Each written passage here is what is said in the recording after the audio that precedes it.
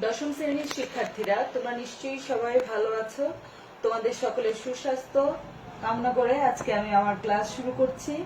তোমরা ইতিমধ্যে অবশ্যই তোমাদের নির্বাচনী পরীক্ষার প্রস্তুতির জন্য সব বিষয়ের সংক্ষিপ্ত সিলেবাস পেয়ে গেছো। আর যদি না পেয়ে থাকো তাহলে খুব দ্রুতই তা পেয়ে যাবে। জীববিজ্ঞানের জন্য সংক্ষিপ্ত সিলেবাসে যে অধ্যায়গুলো আমি তোমাদের অন্তর্ভুক্ত করেছি সেই অধ্যায়গুলো হচ্ছে প্রথম, দ্বিতীয়, পঞ্চম, ষষ্ঠ, সপ্তম, একাদশ ও দ্বাদশ অধ্যায়। আজ আমি তোমাদের একাদশ অধ্যায় শুরু করব। আমার শেষ ক্লাসে তোমাদের সাথে আমি একাদশ অধ্যায় শুরু করেছিলাম, কিন্তু অধ্যায়ের ভিতরে আমরা যেতে পারিনি। তো একাদশ অধ্যায়ের টি হচ্ছে জীবের প্রজনন। জীবের প্রজনন বলতে আমরা কি বুঝি? জীবের প্রজনন হচ্ছে যেই প্রক্রিয়ায় জীব তার অনুরূপ বা জীব তার প্রতিরূপ বংশধর সৃষ্টি করে, সেটাই হচ্ছে জীবের প্রজনন। তো আমাদের আজকের পাঠ হচ্ছে উদ্ভিদের প্রজনন। উদ্ভিদের প্রজননের পুংগ্যামেটোফাইটের উৎপত্তি, স্ত্রী গ্যামেটোফাইটের উৎপত্তি এবং পুংগ্যামেট ও স্ত্রী ফুলের গর্ভাশয়ের সম্পূর্ণ নিষেক প্রক্রিয়া আজ আমি তোমাদের পড়াবো। পুংগ্যামেটোফাইটের উৎপত্তি, স্ত্রী গ্যামেটোফাইটের উৎপত্তি এবং নিষেক প্রক্রিয়া ভালোভাবে বুঝার জন্য যে জিনিসটা আমাদের সর্বপ্রথমে দরকার সেই জিনিসটা হচ্ছে একটা ফুলের সম্পূর্ণ গঠন। তো ফুল হচ্ছে কি? ফুল হচ্ছে উদ্ভিদের উচ্চ শ্রেণীর উদ্ভিদের প্রজনন অঙ্গ। তো আর ফুলের সংজ্ঞাটা তোমরা একটু ভালো করে পড়বা, এটা জ্ঞানমূলক প্রশ্নে তোমাদের জন্য আসে। ফুল হচ্ছে উদ্ভিদের রূপান্তরিত বিটপ, রূপান্তরিত বিশেষ বিটপই হচ্ছে ফুল। একটা সম্পূর্ণ ফুলের প্রধানত 5টা অংশ থাকে। যদি একটি ফুলের এই 5টা অংশ না থাকে সেই ফুলকে অসম্পূর্ণ ফুল হিসেবে গণ্য করা হবে। সম্পূর্ণ ফুলের প্রথম যে স্তবকটা সেটা হচ্ছে পুষ্পাক্ষ। পুষ্পাক্ষ হচ্ছে সম্পূর্ণ পুষ্পটা, অর্থাৎ ফুলটা, ফুলের যে অঙ্গ আর বাকি যে ওই স্তবকগুলো আছে যেই অংশটার মধ্যে আবদ্ধ অবস্থায় থাকে সেটা হচ্ছে পুষ্পাক্ষ। তারপরের স্তবক হচ্ছে দ্বিতীয় স্তবক, বৃতি। বৃতি সবুজ বর্ণের হয়ে থাকে। এটা যখন ফুল কলি অবস্থায় থাকে তখন ফুলকে রক্ষা করা, আবার ফুলকে খাদ্য সরবরাহ করা বৃতির কাজ। ফুলের তৃতীয় স্তবক হচ্ছে দলমণ্ডল। দলমণ্ডল আমরা দেখব ম্যাক্সিমাম ফুলের, অধিকাংশ ফুলেরই দলমণ্ডল বা পাপড়ি, এককভাবে যখন আমরা বলবো এটাকে পাপড়ি বলতে পারি, এটা কালারফুল হয়ে থাকে, রঙিন হয়ে থাকে। রঙের পিছনে বা রঙিন হওয়ার পেছনে যে জিনিসগুলো দায়ী সেই জিনিসগুলো হচ্ছে ক্রোমাটোপ্লাস্ট। এই প্লাস্টিক আর এই প্লাস্টিককে দুই ভাগে ভাগ করা যায়, একটা হচ্ছে ক্রোমাটোপ্লাস্ট আর একটা হচ্ছে লিউকোপ্লাস্ট। লিউকোপ্লাস্টটা বর্ণহীন থাকে, আর ক্রোমাটোপ্লাস্ট যেটা সেটাকে দুই ভাগে ভাগ করা যায়, একটা হচ্ছে ক্লোরোপ্লাস্ট আর একটা হচ্ছে ক্রোমোপ্লাস্ট। আর ফুলের বা পাপড়ির এই যে রঙিন হওয়ার পেছনে ক্রোমোপ্লাস্টই দায়ী। ক্রোমোপ্লাস্ট ফুলের লাল, হলুদ, কমলা ইত্যাদি রঙের জন্য দায়ী হয়ে থাকে। ফুলের চতুর্থ স্তবক হচ্ছে পুং স্তবক। আমরা এককভাবে যখন আমরা বলবো সেটাকে পুংকেশরও বলতে পারি।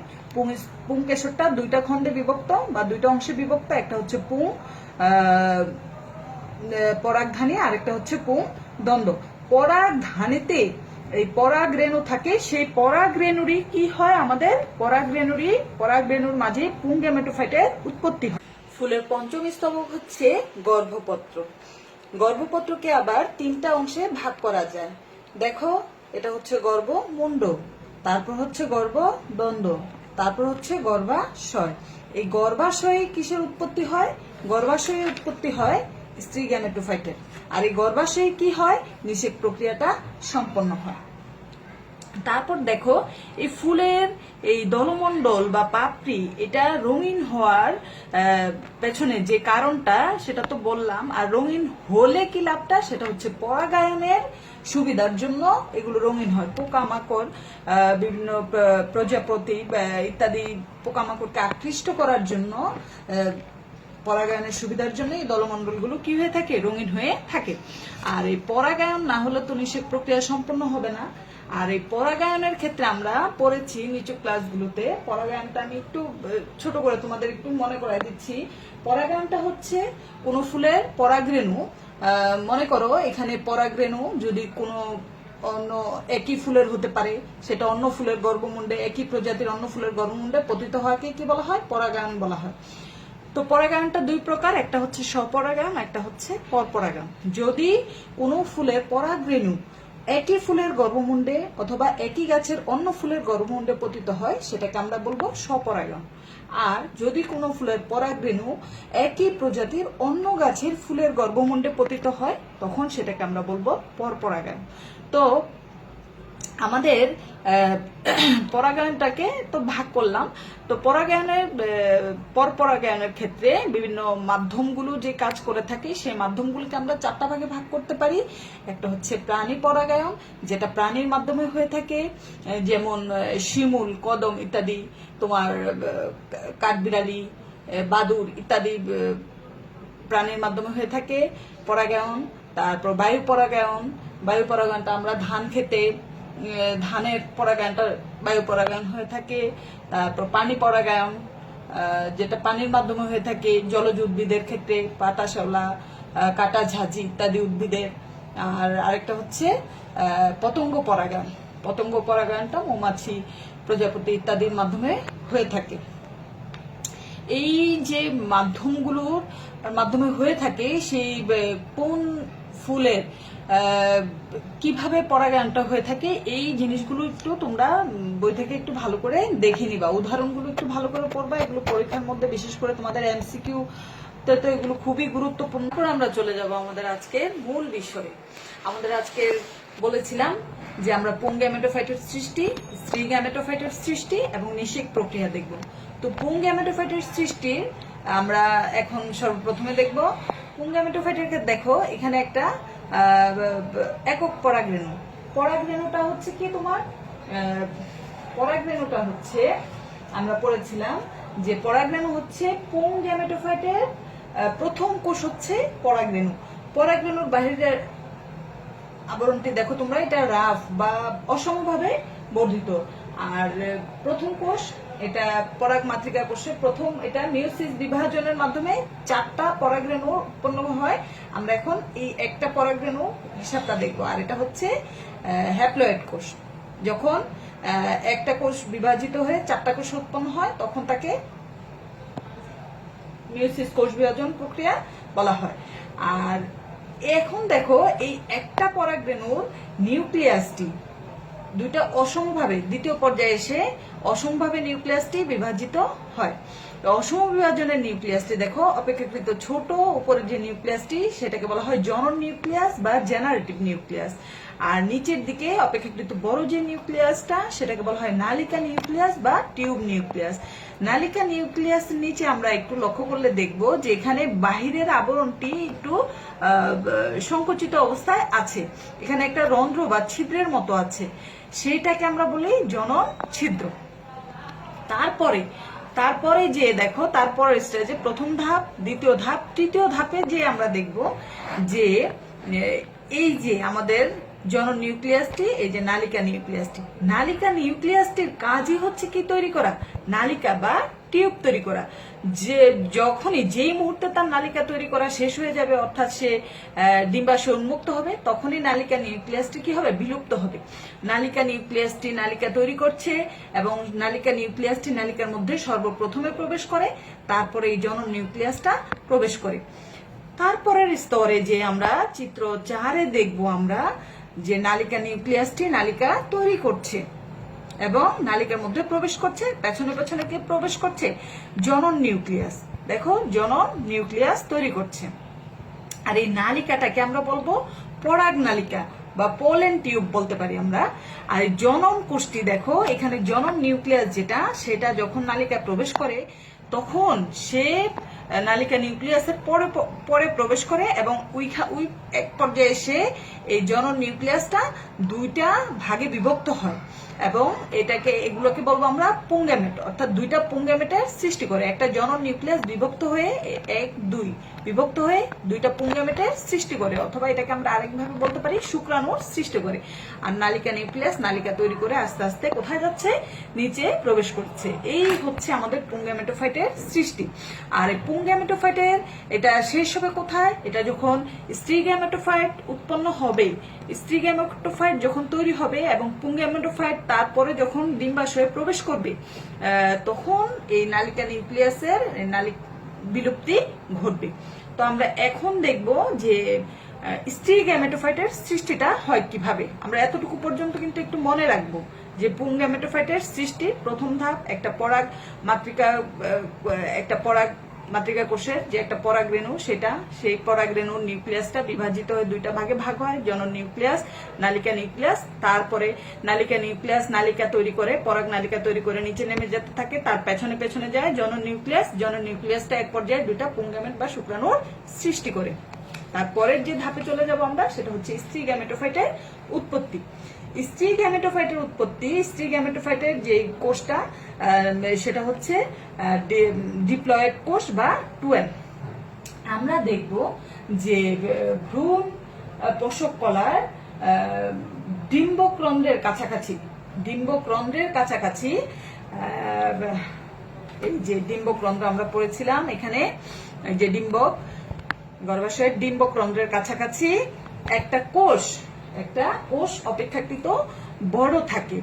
আর এই কোষটা থাকে কি, ডিপ্লয়েড কোষ অপেক্ষাকৃত বড় থাকে, তার নিউক্লিয়াসটা অপেক্ষাকৃত বড় থাকে। এটাকে স্ত্রী রেণু মাতৃকোষ বলা হয়ে থাকে। এই কোষটা মিওসিস প্রক্রিয়ায় বিভাজিত হয়। দেখো, মিওসিস প্রক্রিয়া মানে একটা কোষ থেকে চারটা কোষের উৎপত্তি যে প্রক্রিয়া হয়, বিভাজন প্রক্রিয়া, সেই বিভাজন প্রক্রিয়াকে আমরা মিওসিস বিভাজন প্রক্রিয়া বলবো। এই দেখো, একটা স্ত্রী রেণু মাতৃকোষ থেকে চারটা কোষের, 1 2 3 4 চারটা কোষের সৃষ্টি হয়েছে, স্ত্রী রেণু মাতৃকোষের সৃষ্টি হয়েছে। আর এখানে প্রত্যেকটা কোষ হচ্ছে হ্যাপ্লয়েড কোষ। দেখো, এই চারটা কোষের মাঝে সর্বনিচের কোষটি ছাড়া উপরের প্রথম তিনটা কোষ কি হয়ে যাবে, নষ্ট হয়ে যাবে। দেখো চিত্র 1 2 তৃতীয় নম্বরে এসে দেখবো আমরা প্রথম তিনটা কোষ 1 2 3, প্রথম তিনটা কোষে কি হয়ে গেল, তিনটি নষ্ট প্রায় স্ত্রীরেণু কোষ। একদম চতুর্থ বা সর্বনিম্নের যে কোষটা সেটা কর্মক্ষম থাকে বা সেটা ভালো থাকে, সেটাকে বলা হয় কর্মক্ষম স্ত্রীরেণু কোষ। এই কর্মক্ষম স্ত্রীরেণু কোষটা আরো বৃদ্ধিপ্রাপ্ত হয়ে এটা তৈরি করে হচ্ছে ভ্রূণথলি তৈরি করে। কর্মক্ষম স্ত্রীরেণু কোষটা আরো কি হয়, বৃদ্ধিপ্রাপ্ত হয়। বৃদ্ধিপ্রাপ্ত হয়ে এটা কি তৈরি করে, ভ্রূণথলি তৈরি করে। তারপরে সেটা মাইটোসিস প্রক্রিয়া বিভাজিত হয়। এটা নিউক্লিয়াসটা কি তৈরি হয়, কর্মক্ষম স্ত্রীরেণু কোষের নিউক্লিয়াসটা মাইটোসিস প্রক্রিয়া বিভাজিত হয়ে দুইটা নিউক্লিয়াস তৈরি করে। দেখো, দুইটা নিউক্লিয়াস উৎপন্ন করে এবং এই দুইটা নিউক্লিয়াস ভ্রূণথলির দুই মেরুতে, দেখো একটা উত্তর মেরুতে চলে গেল, একটা দক্ষিণ মেরুতে চলে গেল। তাহলে একটা নিউক্লিয়াস, ভ্রূণথলির একটা নিউক্লিয়াস মাইটোসিস প্রক্রিয়ায় বিভাজিত হয়ে দুইটা নিউক্লিয়াস উৎপন্ন করলো এবং দুইটা নিউক্লিয়াস এই ভ্রূণথলির দুই মেরুতে, একটা দক্ষিণ মেরুতে আর একটা উত্তর মেরুতে চলে গেল। তারপর দেখো, এই অবস্থাটাকে বলা হয় দ্বি নিউক্লিয়াস অবস্থা। তারপরের পর্যায়ে এসে দেখো তোমরা এখানকার প্রত্যেকটা নিউক্লিয়াস প্রতিটি দুইবার করে বিভাজিত হয়। দুইবার করে বিভাজিত হয়ে মোট 8টা নিউক্লিয়াস তৈরি করে। দেখো, প্রথম পর্যায়ে এসে একটা নিউক্লিয়াস বিভাজিত হয়ে দুইটা নিউক্লিয়াস তৈরি করেছে, যে একটা নিউক্লিয়াস বিভাজিত হয়ে দুইটা নিউক্লিয়াস তৈরি করেছে, এটাকে বলা হয় 4 নিউক্লিয়াস অবস্থা। আর এটা হচ্ছে ফাঁকা গহ্বর। তারপর দেখো, প্রতিটা দুইবার করে বিভাজিত বলেছি, তো একবার বিভাজিত হলো, একটা বিভাজিত হয়ে দুইটা, একটা বিভাজিত হয়ে দুইটা। তারপরের পর্যায়ে আবার দেখো, এই দুইটা বিভাজিত হয়ে কয়টা নিউক্লিয়াস তৈরি করলো, 4টা। এই দুইটা বিভাজিত হয়ে কয়টা নিউক্লিয়াস তৈরি করলো, 4টা। তাহলে 4টা 8টা নিউক্লিয়াস তৈরি হলো। এই অবস্থাটাকে বলা হয় 8 নিউক্লিয়াস অবস্থা। দেখো, 4টা নিউক্লিয়াস উত্তর মেরুতে, 4টা নিউক্লিয়াস দক্ষিণ মেরুতে অবস্থান করছে। তো আমাদের দুই মেরু থেকেই 4টা নিউক্লিয়াসের থেকে একটা নিউক্লিয়াস তার পরের পর্যায়ে কোথায় চলে আসছে, মাঝ বরাবর বা বিষুবীয় অঞ্চল অর্থাৎ কেন্দ্রে চলে আসছে। দেখো, একটা চলে আসলো। তাহলে আমাদের এই মেরুতে রইল, উত্তর মেরুতে আমাদের 3টা নিউক্লিয়াস এবং দক্ষিণ মেরুতে 3টা নিউক্লিয়াস রইল। আর দুই মেরু থেকে একটা নিউক্লিয়াস আমাদের কেন্দ্রে চলে আসলো। দেখো কেন্দ্রে যখন একটা একটা দুইটা নিউক্লিয়াস চলে আসে, এরা দুইটা নিউক্লিয়াস মিলিত হয়ে কি তৈরি করে, পরবর্তী পর্যায়ে যে গৌণ কেন্দ্রিকা বা সেকেন্ডারি নিউক্লিয়াস তৈরি করে। আর আমাদের দুই মেরুতে যে নিউক্লিয়াস গুলো আছে, ডিম্বকেন্দ্রের কাছাকাছি যে তিনটা নিউক্লিয়াস আছে, সেই তিনটা নিউক্লিয়াস প্রোটোপ্লাজম দ্বারা আবৃত হয়ে তিনটা কোষ গঠন করে একদম। আর মাঝের যে কোষটা দেখো এখানে স্পষ্টভাবে দেখা যাচ্ছে, মাঝের যে লাল চিহ্নিত যে কোষটা সেটাকে বলা হয় ডিম্বাণু, আর দুই সাইডের যে সবুজ চিহ্নিত যে দুইটা কোষ, এই দুইটাকে বলা হয় সহকারী কোষ। আর নিচের যে তিনটা কোষ থাকে দেখো, সেই তিনটাকে বলা হয় প্রতিপাদ কোষ। এই পর্যায়ে এসে দেখো এই প্রতিপাদ কোষগুলো একটু বড় হচ্ছে, আর এখানে ডিম্বাণু একটু বড় হচ্ছে, আর সহকারী কোষগুলো একটু বড় হচ্ছে। আর মাঝের যেই দুইটা কোষ মিলিত হয়ে কি তৈরি করেছে, সেকেন্ডারি নিউক্লিয়াস বা গৌণ কেন্দ্রিকা তৈরি করেছে। এই হচ্ছে যে একদম শেষের পর্যায়ে, প্রথম পর্যায়ে একটা স্টেরেনীয় কোষ থেকে চারটি স্টেরেনীয় কোষ উৎপন্ন, চারটি থেকে তিনটি নষ্ট হয়ে একটি ভ্রূণথলি তৈরি করে। সেটা নিউক্লিয়াসটা মাইটোসিস প্রক্রিয়া বিভাজিত হয়ে দুইটা নিউক্লিয়াস তৈরি করছে। সেই দুইটা নিউক্লিয়াস প্রত্যেকটি আবার দুইবার করে বিভাজিত হয়ে আটটা নিউক্লিয়াস তৈরি করছে। এই আটটা নিউক্লিয়াস থেকে একটা একটা করে নিউক্লিয়াস আবার কেন্দ্রে চলে এসে গৌণ কেন্দ্রিকা বা সেকেন্ডারি নিউক্লিয়াস তৈরি করছে। আর দুই মেরুতে তিনটা করে নিউক্লিয়াস থাকছে। ডিম্বকেন্দ্রের কাছাকাছি যে তিনটা নিউক্লিয়াস সাইটোপ্লাজম দ্বারা আবৃত হয়ে তারা তিনটা কোষ গঠন করছে। মাঝেরটা হচ্ছে ডিম্বাণু, আর দুই পাশের দুটো হচ্ছে সহকারী কোষ, আর নিচের যে তিনটা কোষ আছে সেই তিনটা হচ্ছে প্রতিপাদ কোষ। এই হচ্ছে দেখো একটা পূর্ণাঙ্গ ভ্রূণথলির গঠন। এই হচ্ছে আমাদের স্টেক গ্যামেটোফাইট সৃষ্টির প্রক্রিয়া। তারপর আমরা চলে যাব হচ্ছে নিষেক প্রক্রিয়া। দেখো আমরা পড়েছিলাম যে পুং গ্যামেটোফাইটের উৎপত্তি। একটা পুং গ্যামেটোফাইটের পরাগনালিকার সৃষ্টি হয়। সে পরাগনালিকা তোমার এই গর্ভমুণ্ড দিয়ে প্রবেশ করে, গর্ভদ্বন্দ্বে প্রবেশ করে পরাগনালিকাটা তৈরি হয়ে কোথায় যাওয়ার জন্য, এই ডিম্বক পত্রে যাওয়ার জন্য এই নালিকা তৈরি হলো। সেই নালিকার মধ্যে আমরা দেখিয়েছিলাম যে দুইটা পুংজনন কোষ বা শুক্রাণু তৈরি হয়েছিল। দেখো এই যে পরাগনালিকা প্রবেশ করলো, পরাগনালিকা প্রবেশ করে কোথায় মুক্ত হলো, ডিম্বাশয়ে মুক্ত হলো। ডিম্বাশয়ে মুক্ত হওয়ার সময় দেখো এই যে দুইটা পুং গ্যামেটোফাইট বা তোমার যেটাকে বলা হয় শুক্রাণু, সেই শুক্রাণু দুটা কোথায় মুক্ত হয়, পরাগনালিকা তৈরি করে পরাগ নালিকা নিউক্লিয়াসে বিলুপ্তি হলো। আর এই পুং গ্যামেট দুটো বা জনন কোষ দুটো কোথায় মুক্ত হয়, ডিম্বাশয়ে মুক্ত হয়। ডিম্বাশয়ে মুক্ত হয়ে দুইটা পুং গ্যামেটের একটা পুং গ্যামেট আমাদের এই গৌণ কেন্দ্রিকা, ওই যে আমরা স্ত্রী গ্যামেটোফাইটের ক্ষেত্রে পড়েছিলাম, মাঝের দুইটা কোষ মিলিত হয়ে কি তৈরি করে, সেকেন্ডারি নিউক্লিয়াস বা গৌণ কেন্দ্রিকা। তো একটা জনন কোষ সেই গৌণ কেন্দ্রিকার সাথে মিলিত হয়ে কি তৈরি করে, শস্য বা ফ্রি অ্যান তৈরি করে।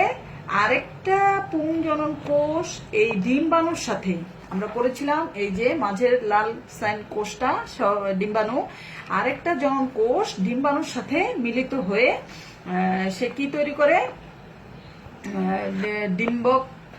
ডিম্বাণুর সাথে তো মিলিত হয়ে ভ্রূণ তৈরি করে। তো এই হচ্ছে আমাদের নিষেক প্রক্রিয়া। প্রথমে আমরা পুং গ্যামেটোফাইটের উৎপত্তিটা ক্ষেত্রে যে পুং গ্যামেটোফাইট স্ত্রী গ্যামেটোফাইট তৈরি হয়ে তারপর কি প্রক্রিয়া শেষ করে, নিষেক প্রক্রিয়া শেষ করে।